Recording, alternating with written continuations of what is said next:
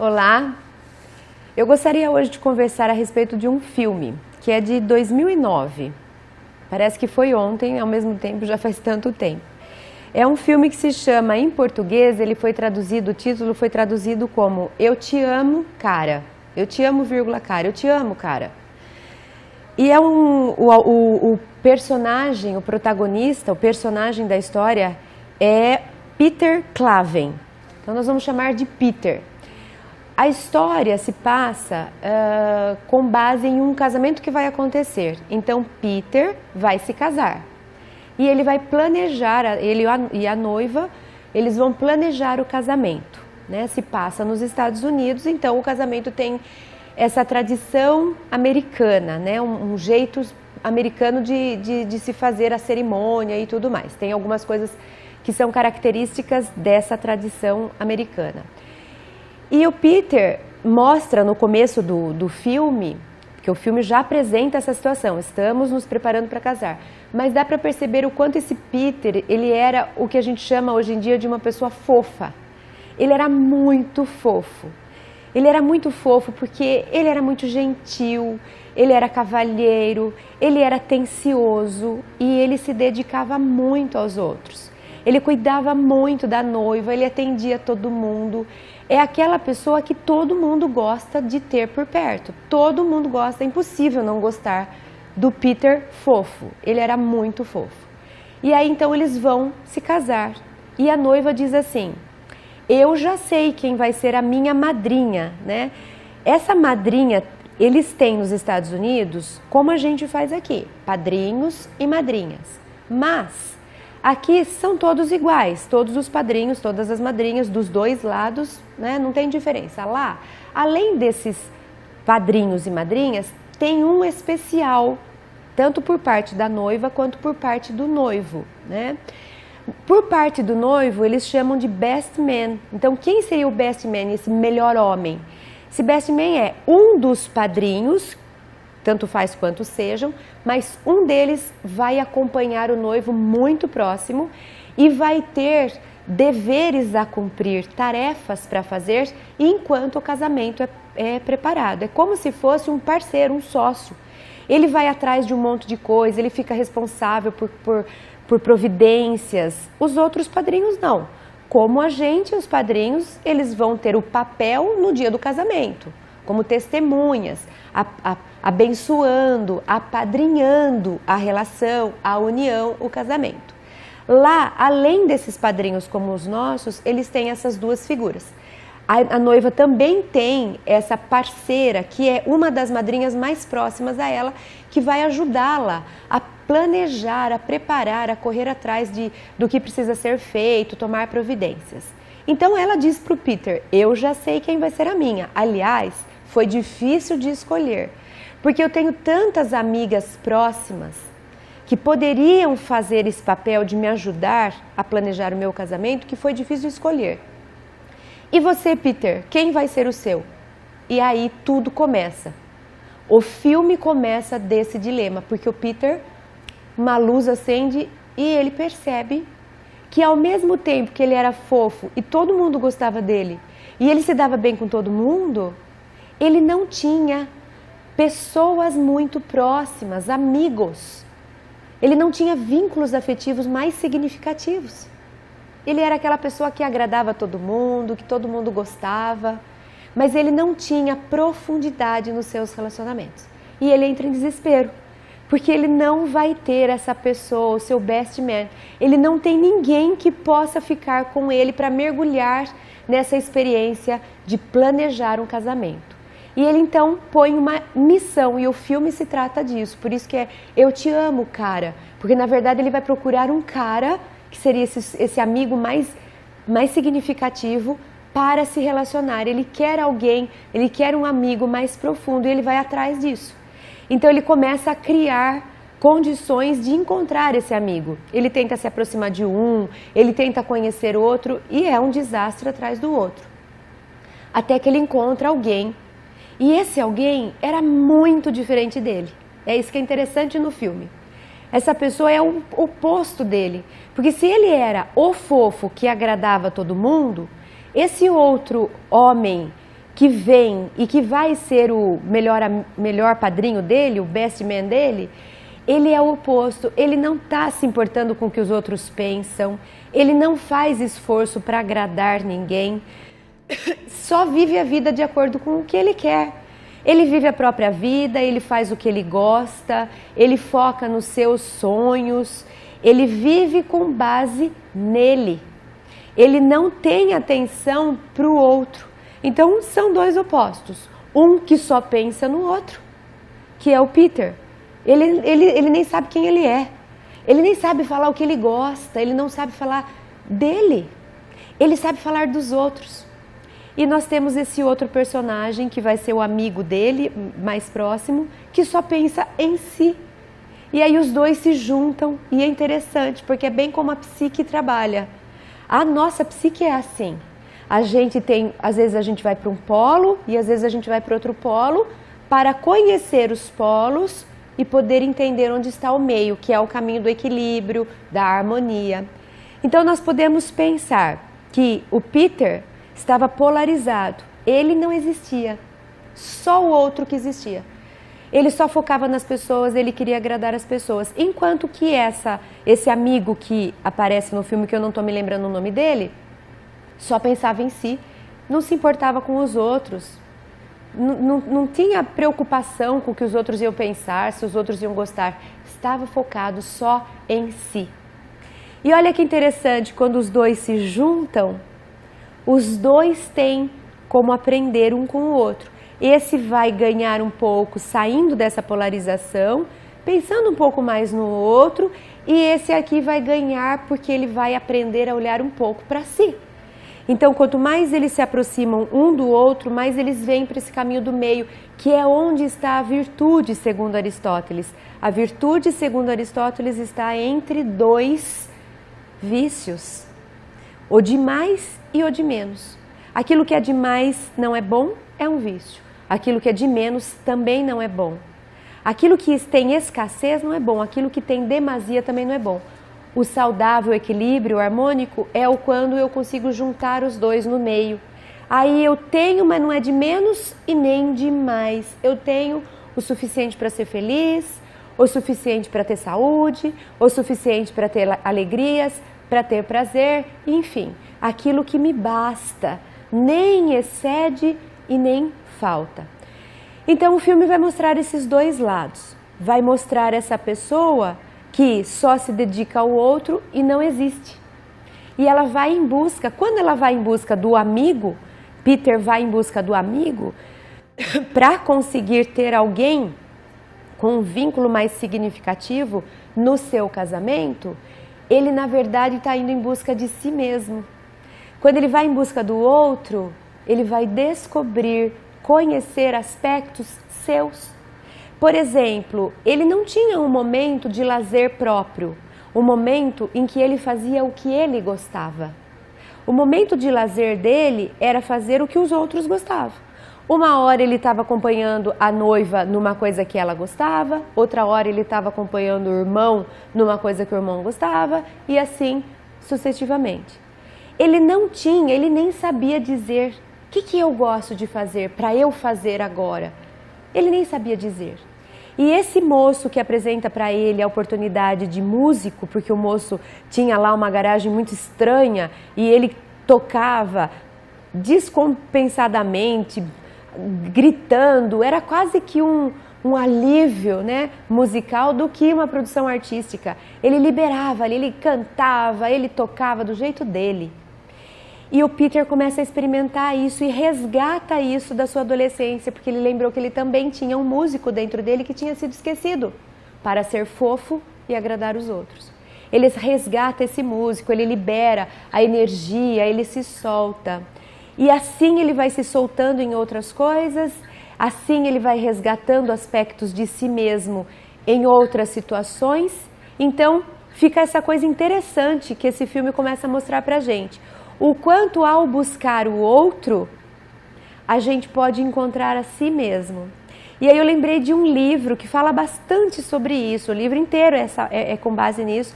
É um livro de um psicólogo junguiano. O livro se chama O Projeto Éden, A Busca do Outro Mágico.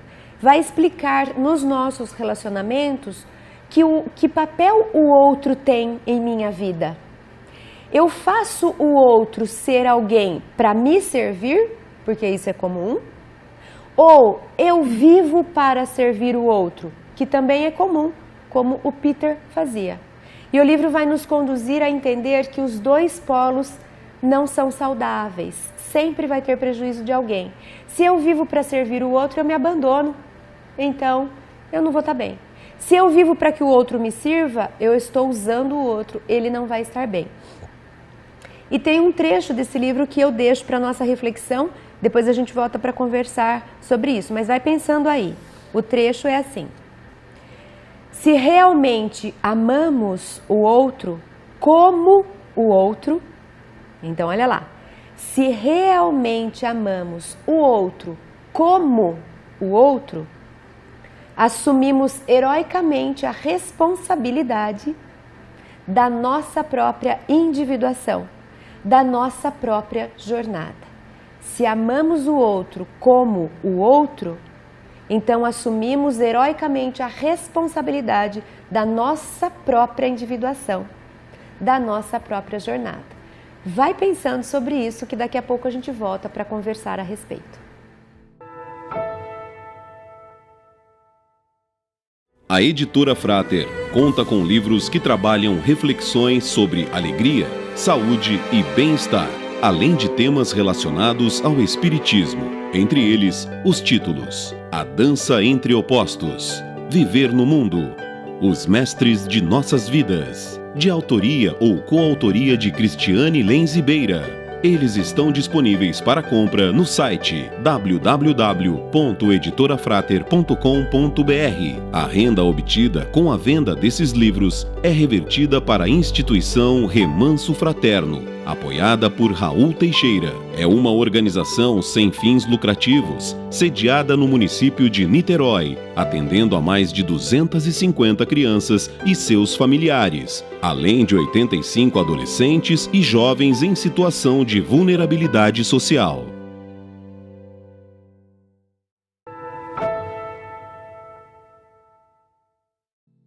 Bom, nós encerramos o primeiro módulo, o primeiro bloco da nossa conversa de hoje, com um trecho que é do livro O Projeto Éden, A Busca do Outro Mágico, de James Hollis. Esqueci de falar o autor no primeiro módulo, James Hollis. Bom, esse autor junguiano nos mostra, nos chama a atenção, desperta a nossa consciência para a importância de termos noção de que numa relação de duas pessoas existe o eu e existe o outro. E eles precisam ser diferenciados.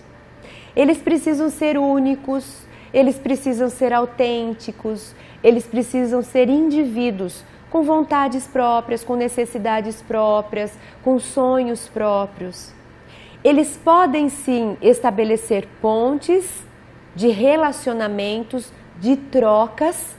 Como a gente falou no programa anterior, eles podem fazer essas trocas, devem, isso faz parte da natureza humana. Nenhum homem é uma ilha, a gente precisa da convivência, mas a gente não pode perder a identidade quando fazemos essas pontes.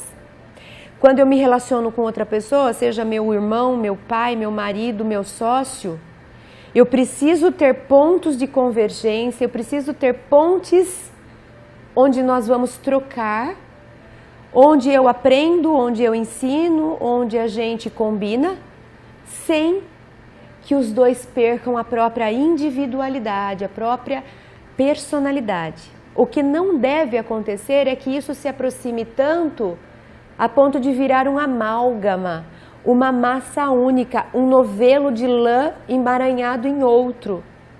Quando isso acontece, a gente perde a individualidade. A gente começa a viver a vida do outro e vice-versa. A gente começa a abrir mão dos próprios valores, princípios, sonhos, porque nós precisamos viver os dos outros e vice-versa. E nós ficamos então uma terceira pessoa, que não é ninguém em específico, é uma mistura de dois, isso não é saudável. o peso para se carregar isso, o preço que se paga é muito grande, é muito alto. O ideal é que nós continuemos separados, é que nós continuemos sendo indivíduos com vínculos estabelecidos, com pontes feitas, onde existe a troca, onde existe o aprender, o ensinar, o dar, o receber, mas mantendo essa individualidade. Então, a frase que esse junguiano fala é: se realmente amamos o outro como o outro, assumimos heroicamente a responsabilidade da nossa própria individuação, da nossa própria jornada. Então veja que interessante. Quando eu amo o outro, sabe o que eu faço? Eu cuido da minha individualidade. Como assim? Se eu amo o outro, eu cuido do outro. Não. Porque se eu cuidar do outro nesse sentido de esquecer de mim em benefício do outro, eu acabo me tornando um com ele, fazendo essa amálgama. Eu grudo. Aí a gente fala, eu não gosto de gente grude. É isso. Eu esqueço de quem eu sou, eu perco a minha individualidade para viver orbitando o outro. Então nós estamos falando daquele filme de 2009, Eu Te Amo, Cara, em que o Peter, ele não era um. Cada pessoa com quem ele se relacionava, ele esquecia de si e grudava no outro, ele se tornava uma parte do outro. Então ele não sabia quem ele era, ele não sabia o que ele gostava, ele não tinha amigos pessoais. Ele só vivia em função dos outros. É aquela pessoa que a gente fala, ai, como ele é fofo. Ele só me ajuda, ele está sempre gentil, tudo que eu peço ele faz. Eu chamo, ele larga tudo para vir me atender. Ele é muito fofo. É conveniente para mim ter alguém fofo que fica orbitando ao meu redor, só me atendendo. Mas é egoísta da minha parte também, porque eu não estou deixando que ele tenha vida própria. Eu não estou permitindo que ele também tenha sua vez, sua voz, suas necessidades atendidas, seus sonhos realizados. Então, o que esse autor nos chama a atenção? Ele chama a atenção assim, que nós podemos amar o outro como o outro é. Conclusão, eu fico diferenciada dele. Eu amo esse outro do jeito que ele é, eu não preciso que ele se modifique para mim, eu não preciso que ele me atenda todas as vezes que eu chamar, eu respeito ele. Ele tem vida, ele tem profissão, ele tem compromisso. Eu não quero que ele largue as coisas dele para vir me atender. Ele é um outro com identidade própria, diferente de mim. Isso é amar o outro como ele é. É não querer que o outro seja como eu desejo que ele seja. Isso é amar o outro pelo outro, como o outro. É amar o outro permitindo que ele continue um indivíduo. E quando eu permito que ele seja um indivíduo, eu também me permito que eu seja indivíduo. Por isso que ele fala, quando eu amo o outro pelo outro, eu heroicamente assumo a responsabilidade da minha individuação. Por quê? Porque eu não vou poder contar que o outro venha me atender quando eu precisar. Se o outro não vai vir me atender quando eu precisar, quem vai? Eu. Por isso que eu entro num processo de individuação. O que é o processo de individuação para Jung? Eu me tornar quem eu sou. Eu aprofundar o ser que eu sou, eu incrementar a melhor versão de mim mesma. Isso significa, eu sou responsável por mim, eu não quero que as pessoas venham me salvar, eu não preciso de salvador. Eu gosto sim de um colaborador, de um amigo, de um ombro, mas não para assumir a responsabilidade que é minha sobre minha própria vida. A pessoa que está no processo de individuação é aquela que está crescendo psicologicamente. É aquela que se responsabiliza por si. Eu sou responsável por ser feliz. Eu vou me fazer feliz. Eu sou responsável por me manter viva. Eu não preciso de ninguém que faça isso por mim. Eu sou responsável por lidar com meus conflitos. Não é o outro que vem para me tirar aquilo que me incomoda. Isso é eu ser indivíduo. Eu cresço me tornando responsável por mim. Não quer dizer que eu vou viver sozinho. Não quer dizer que eu seja snob e dizer para os outros não preciso de ninguém. Pelo contrário. Aí sim é que eu estou pronto para me relacionar. Porque quando eu cuido de mim, quando eu sou responsável por mim, quando eu me sinto indivíduo, quando eu sei os meus limites, quando eu sei pôr limite nos outros, quando eu providencio aquilo que eu quero, aquilo que eu busco, aquilo que eu sonho, eu não vou pôr peso nos outros. Aí é uma delícia a gente conviver com quem é assim. Porque aí sim, quando nós estamos nos relacionando, eu deixo o outro livre. Se você quer vir comigo, tudo bem. Se você não quiser, também tudo bem. Se você puder me acompanhar nisso, que gostoso. Se você não puder me acompanhar, tudo bem também. Eu deixo o outro livre para ele ser quem ele é. Mas quando eu não sei cuidar de mim, eu vou criando amarras nos outros. Ah, se você não for, eu também não vou. Tá vendo que peso que é eu dizer para alguém, para eu ir naquele lugar eu preciso que você vá junto? Eu ponho peso nele. Eu preciso ir em algum lugar, eu vou. Eu posso convidar. Eu posso querer companhia. Mas não com esse peso. Ah, se você não for, eu também não vou. Ah, você não vai, mas quando você me convidou, eu fui, né? Tá vendo como pesa? Tá vendo como a gente tá mostrando para o outro que a gente depende dele? A gente cria relações de codependência. Codependência é pesado. Significa, eu não sou um sozinho. Eu sempre preciso de alguém comigo, porque senão eu não me sustento. Eu preciso de bengalas. Esse cuida de mim nessa área, aquele cuida de mim naquela área, porque eu não sei cuidar de mim mesmo. Então, é interessante investirmos na individuação dos dois lados, na diferenciação. Precisamos ter os dois lados inteiros. Precisamos compreender que os dois são dois seres humanos. Então, na história do Peter, ele vai fazer essa busca. Ele vai aprender que ele tem direito de falar não quando alguém pede alguma coisa, ele não precisa atender sempre, ele não precisa ser sempre fofo. Ele vai entender que ele tem suas necessidades e que muitas vezes ele não vai só oferecer, ele também vai pedir ajuda. E isso significa o quê? Significa que são dois, uma hora um recebe, outra hora um dá. Quando eu grudo nas pessoas, ou eu vou só receber, ou eu vou só dar. Ou eu vou ser a pessoa que supre, ou eu vou ser aquela pessoa que recebe. Por quê? Porque existe uma relação de descompensação. Então, quando eu consigo me separar, eu consigo fazer trocas. Eu te acompanho aqui, você me acompanha ali, eu te ajudo aqui, você me ajuda ali. São dois indivíduos. Então, essa história de metade da laranja é furada. Nós somos uma laranja inteira, o outro também é uma laranja inteira. E nós convivemos sendo inteiros. Nós não temos que ir em busca do que não temos no outro. Isso é projeção. Nós temos sim que enxergar o que nos falta, mas ao invés de pôr alguém no lugar para suprir, desenvolver em nós próprios. Aí vale convivência. Puxa, eu não tenho um lado empreendedor tão desenvolvido, eu vou conviver com alguém que tem para aprender com ele, não para sugar dele, não para que ele faça as minhas vezes, para ser o meu professor, para eu desenvolver em mim. E existe uma coisa que a gente faz terapeuticamente que é bastante interessante para avaliação. Se estamos mais dando, mais recebendo, se estamos colados no outro, se estamos descompensados na balança, se somos um Peter que vive sendo fofo para todo mundo, mas não cuida de si, ou se somos a antítese do Peter, que é todo mundo cuida de mim porque eu mesma não sei cuidar. E é um exercício que a gente faz e que é bastante interessante porque serve para tomarmos consciência de quem somos, de como estamos dividindo nosso tempo, nossa atenção entre nós e o outro.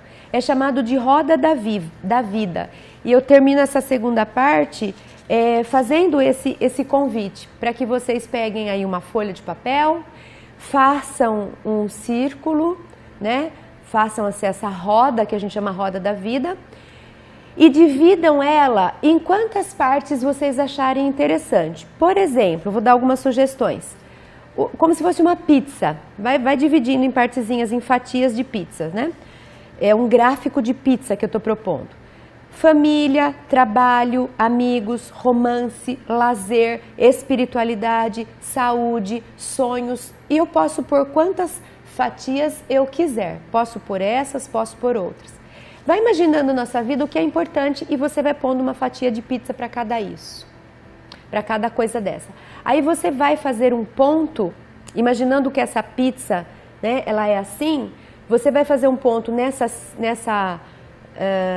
na superfície, né, no diâmetro, você vai fazer, a pizza está aqui, você vai fazer um ponto aonde você acha que está o tanto de investimento que você tem. Então, eu vou dar um exemplo de um lado da pizza. Vamos supor que eu pego a pizza família. E aí imaginando que o ponto menorzinho aqui de baixo, lá no centro, é 0. E o lugar mais da superfície, onde está terminando a linha, é 10. Então, de 0 a 10, na minha pizza família, quanto que eu me dedico, quanto que eu sou atencioso, quanto que a família é atenciosa comigo, na minha relação familiar, que nota eu dou para mim? Na minha participação com a minha família, quanto que eu dedico de energia, quanto que eu presto atenção se está gostoso, se está saudável. 0, 10, 2, 4, 6, 8, não sei. Aí você vai pondo os pontinhos, aí pega o próximo pedaço de pizza. E com relação aos meus amigos, eu acho que eu tô 8.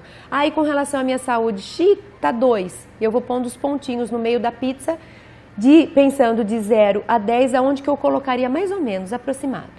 Aí depois você liga esses pontos. Então vamos imaginar que se eu tivesse colocado 10 em tudo, e ligado os pontos, eu teria feito exatamente a roda. Mas se os meus pontos estão uma hora aqui, outra hora lá, uma hora aqui, outra hora lá, e eu for ligando, vai dar um polígono estranho, não vai dar uma roda. E a roda da vida, para ela ser harmônica, ela tem que rodar. Se o meu gráfico está assim, significa que a vida minha não está rodando. E como é que eu faço para rodar? Eu tenho que equilibrar as áreas. Então, se tem algo que está com nota 2, precisa de atenção. Se tem algo que está com nota 10, está exagerado. Ele está roubando tempo, energia de outras coisas. É um jeito que eu tenho de graficamente avaliar a minha própria vida para saber qual área da minha vida está demais, recebendo minha atenção, que pode ter um pouquinho menos, e qual área da minha vida precisa de um pouco mais de atenção. No caso do Peter, a pizza dele era toda dedicada aos outros. Conclusão, ele não cuidava de si em nada, era tudo muito próximo do 0, a roda dele era pequenininha. Então eu deixo esse convite para você fazer a sua roda da vida para saber quais áreas que estão esquecidas, quais áreas que estão demasiadamente atendidas, para que a gente possa visualizar em termos de indivíduo o que eu preciso fazer para mim mesma. Fica esse convite por enquanto, daqui a pouco a gente volta. A editora Frater conta com livros infantis e infanto-juvenis que trabalham diversos temas, como autoconhecimento, empatia, felicidade, entre eles, como é difícil escolher, erramos, e agora? As boas ideias dos meus amigos e muito mais. Títulos de autoria de Cristiane Lenz Ribeira. Eles estão disponíveis para compra no site www.editorafrater.com.br. A renda obtida com a venda desses livros é revertida para a instituição Remanso Fraterno, apoiada por Raul Teixeira. É uma organização sem fins lucrativos, sediada no município de Niterói, atendendo a mais de 250 crianças e seus familiares, além de 85 adolescentes e jovens em situação de vulnerabilidade social.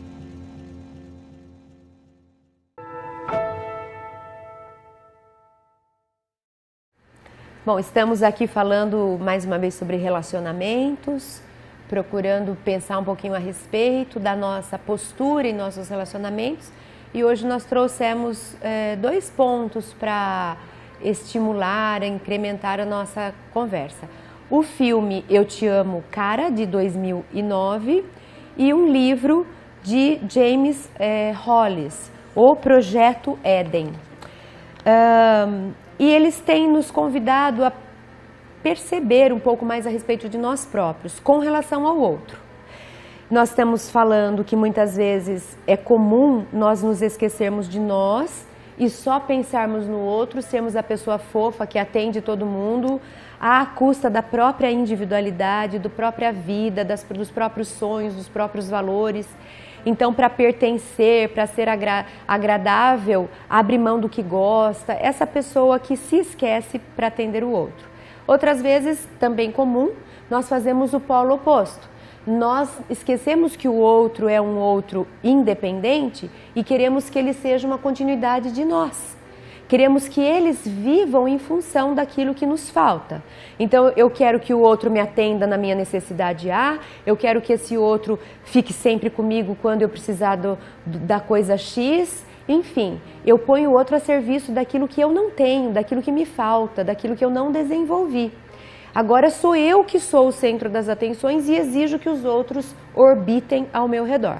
Então, num polo não saudável, eu sou aquele que fica orbitando alguém ou outras pessoas, e no outro polo também não saudável, eu sou a pessoa que exige que os outros orbitem ao redor dela própria. As duas situações não são boas para nenhum dos lados, não vai existir desenvolvimento, é impossível as pessoas se realizarem, uma porque esqueceu de si e só vive para o outro, e a outra porque ela também esqueceu de si, no sentido dela não investir no seu próprio desenvolvimento e querer que os outros atendam. Então não é saudável. O saudável é existir dois sóis, né? Não ter um sol com a lua girando, planetas girando em volta dele, e nem ser a lua que gira ao redor de algum sol, mas serem dois sóis. Os dois têm vida própria, os dois são importantes, os dois são indivíduos. E eles podem estabelecer pontes de trocas. Eu vou deixar primeiro algumas perguntas para a gente desenvolver. Então, eu tinha sugerido, melhor dizendo, no segundo módulo, que a gente pensasse sobre a roda da vida.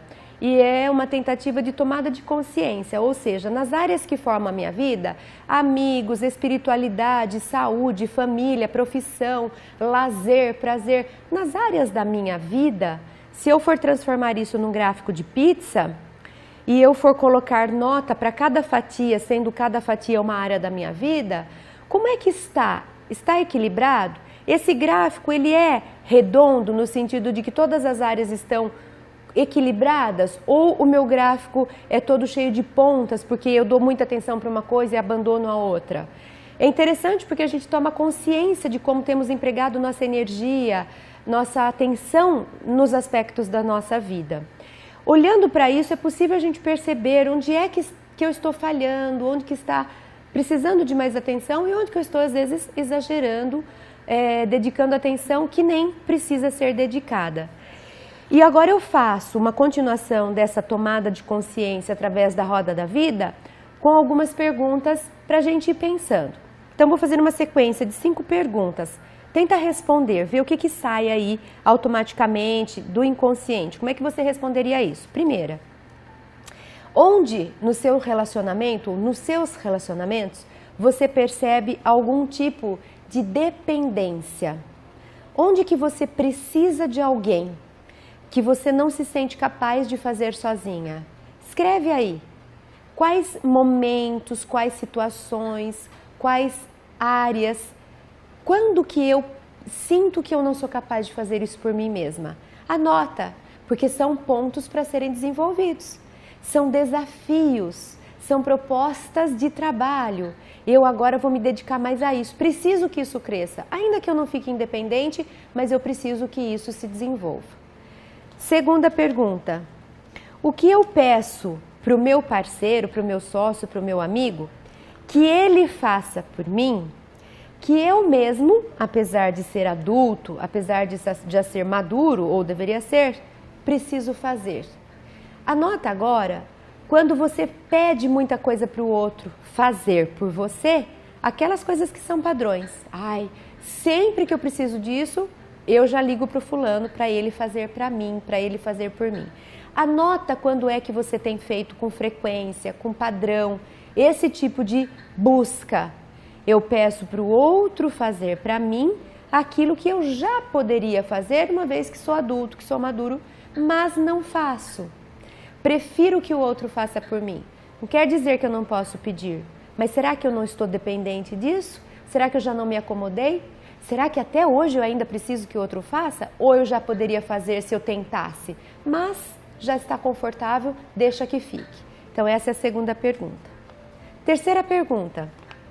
Como geralmente escolho através de minhas atitudes e padrões de comportamento historicamente condicionados? Então assim, faço escolhas. Quais escolhas que eu percebo que são padronizadas? Sempre que alguém me convida para falar em público, eu já falo não. Ai, me assusto. Sempre que alguém me pede para participar de algum evento, sei lá, social, eu não faço isso, eu vou cuidar da minha própria vida. Sempre que alguém me convida para fazer tal coisa, eu costumo responder, sabe esses padrões? É sobre isso. Essa pergunta 3 é, identifique esses padrões, aquilo que você sempre faz, aquilo que você nunca faz, aquilo que você morre de medo. Escreve quais são os padrões. E esses padrões são convites para serem quebrados, para serem ultrapassados, para serem confrontados. Eu vou tentar fazer o oposto disso, vou ver como é que eu me sinto. Nem que seja só uma experiência e que depois eu volte para o meu padrão, mas eu vou experimentar sair do padrão. Esse é o convite da pergunta 3. Escolha algum padrão e experimente, ouse, se desafie a quebrar uma vez, para ver como você se sai, para ver como você se sente. Pergunta 4. Eu assumo responsabilidade excessiva pelo bem-estar emocional do outro? Eu tomo sobre os meus ombros a jornada do outro às custas da minha própria? Se eu faço isso, por que eu faço? Você é aquela pessoa que abandona seus sonhos para ajudar o outro a conquistar o deles? Não que eu não possa ajudar o outro a conquistar os sonhos dele. Eu posso e eu devo. Isso é conviver, isso é trocar. Mas não às custas de eu abandonar o meu próprio. Eu posso fazer trocas, mas não concessões ilimitadas. Você tem feito isso? Você tem aberto mão de pôr as suas opiniões para não desagradar o outro e sempre atender o que o outro acha, engolindo a sua própria forma de pensar? Você anda engolindo muitos sapos? Isso adoece, sabia? A gente cria doenças psicossomáticas.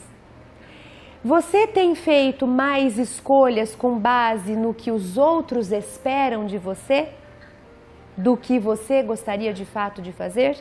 É sobre isso a pergunta número 4. Faça uma relação daquilo que você tem deixado para trás, daquilo que você não faz por você mesmo, para atender os outros. Olha para isso. Será que eu não posso resgatar esses meus sonhos? Será que eu não posso investir um pouco de energia nisso que para mim é importante? Será que eu não posso deixar um pouco o outro para lá, para poder olhar um pouco para mim? E a 5ª pergunta. Vivo minha vida de modo a ser feliz com as consequências das minhas escolhas? Caso não, quando pretendo começar? Quais medos, falta de permissão ou velhos compromissos impedem que eu viva a minha vida? A pergunta número 5 é sobre o resultado das minhas escolhas. É como se eu olhasse para trás e falasse assim, deixa eu ver o que eu tenho colhido na minha vida.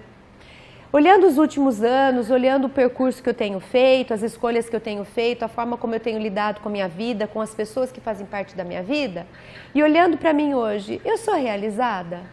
Eu me sinto bem? Tem algo que está ficando para trás? Eu gosto do que eu tenho gerado na minha vida? Eu tenho plantado muitas coisas. Das coisas que eu tenho plantado, os frutos são legais? Eu tenho me apaixonado pelo fruto que a minha vida tem gerado? Essa é a última reflexão que eu deixo, para que a gente pense um pouquinho a respeito de como temos caminhado, de como temos nos relacionado, de como temos feito nossas escolhas, que importância eu tenho no meu contexto, que importância o outro tem no meu contexto. Eu estou polarizada em mim e fazendo os outros me servirem? Eu estou polarizada nos outros, sendo fofa e só atendendo? Como é que anda essa balança? O interessante é quando eu conseguir chegar nessa balança equilibrada entre o auto-amor e o altruísmo. O auto-amor. Eu me amo, eu me respeito, eu cuido de mim. Eu invisto tempo e energia em me desenvolver. Eu busco os meus sonhos, eu me respeito, eu me valorizo. E o altruísmo? Mas eu também me preocupo com o outro, dedico atenção ao outro, cuido do outro, valorizo o outro.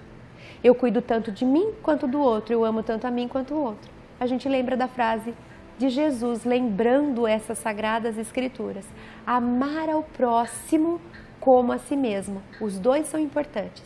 Fica então esse convite para que na nossa vida eu não seja só esse Peter que da história do filme só vivia em função dos outros.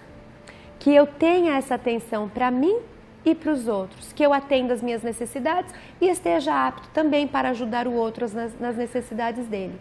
Para que os dois lados sejam importantes, para que exista amor, atenção e preocupação, tanto comigo quanto com aqueles que convivem comigo. Amar a si e ao próximo como a si mesmo. Pensa sobre isso.